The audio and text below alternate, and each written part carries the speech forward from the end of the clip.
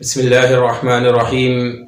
عن أبي موسى رضي الله عنه قال: احترق بيت بالمدينة على أهله من الليل، فلما حدث رسول الله صلى الله عليه وسلم بشأنهم قال: إن هذه النار عدو لكم، فإذا نمتم فأطفئوها عنكم.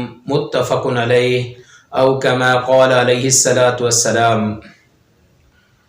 حضرت ابو موسیٰ عشری رضی اللہ تعالی عنہ سے روایت ہے، احترق بیت علی اہلہ بالمدینۃ، کہ مدینہ کے اندر رات کے وقت ایک گھر میں آگ لگی اور گھر والے بھی جل گئے۔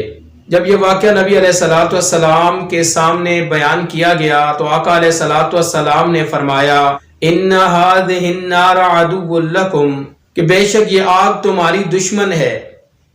فَإِذَا نِمْتُمْ، پس جب تم سونے کا ارادہ کرو، سونے لگو، فَأَطْفِئُوهَا عَنْكُمْ، تو اس کو بجھا دیا کرو، اس کو بند کر لیا کرو۔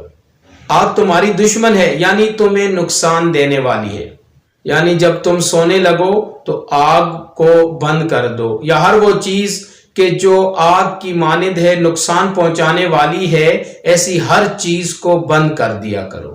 جیسے آج کل کئی ایسے واقعات سامنے آ چکے ہیں کہ رات کو گیس کا ہیٹر لگایا، سو گئے، لوڈ شیڈنگ کی وجہ سے یا کسی اور وجہ سے گیس بند ہوئی تو دوبارہ خالص زہریلی گیس آنی شروع ہو گئی، اور جس کی وجہ سے، اس زہر کی وجہ سے لوگ مر گئے۔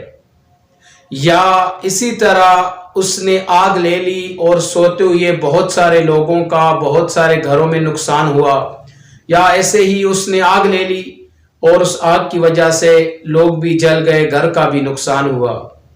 تو ایسی کوئی بھی چیز ہے، چاہے وہ آگ ہے یا گیس وغیرہ کا ہیٹر ہے یا بجلی کا ہیٹر ہے، تو ایسی ہر وہ چیز کہ جس سے نقصان کا اندیشہ ہے تو سونے سے پہلے اس کو بند کر لینا چاہیے۔